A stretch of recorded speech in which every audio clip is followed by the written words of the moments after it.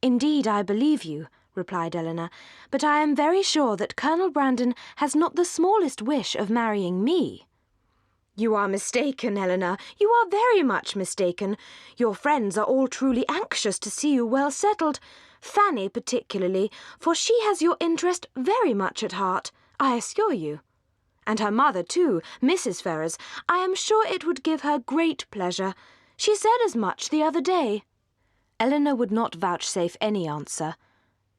"It would seem remarkable now," he continued, "if Fanny should have a brother and I a sister settling at the same time." "Is Mr. Edward Ferrars," said Elinor, "going to be married?" "It is not actually settled. His most excellent mother, Mrs. Ferrars, will settle on him 1,000 a year if the match takes place. The lady is the Honourable Miss Morton, only daughter of the late Lord Morton, with £30,000. A very desirable connection on both sides.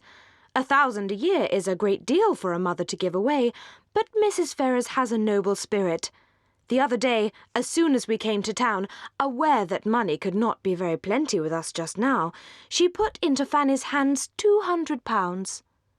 Your expenses both in town and country must certainly be considerable, but your income is a large one." "Not so large, I dare say, as many people suppose. And then I have made a little purchase within this half-year, East Kingham Farm. The land was so very desirable for me in every respect, so immediately adjoining my own property, that I felt it my duty to buy it." Elinor could only smile. "Other great and inevitable expenses, too, I have had on first coming to Norland. There is not a stone laid of Fanny's greenhouse, and nothing but the plan of the flower garden marked out." Having now said enough to make his poverty clear, his thoughts took a cheerfuller turn, and he began to congratulate Elinor on having such a friend as Mrs. Jennings.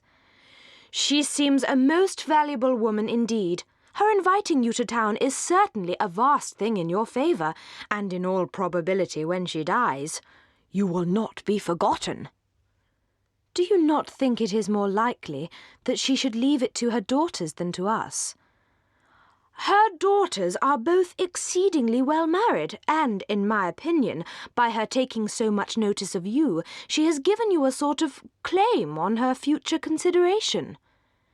"Indeed, brother, your anxiety for our welfare and prosperity carries you too far." "Why, to be sure," said he, seeming to recollect himself. "But, my dear Elinor, what is the matter with Marianne?" "She is not well. She has had a nervous complaint on her for several weeks." "I am sorry for that.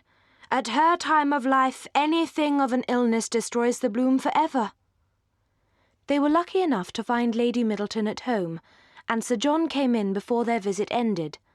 Abundance of civilities passed on all sides, and Mr. Dashwood went away delighted with both. "I shall have a charming account to carry to Fanny," said he as he walked back with his sister. "Lady Middleton is really a most elegant woman, and Mrs. Jennings too, an exceeding well-behaved woman."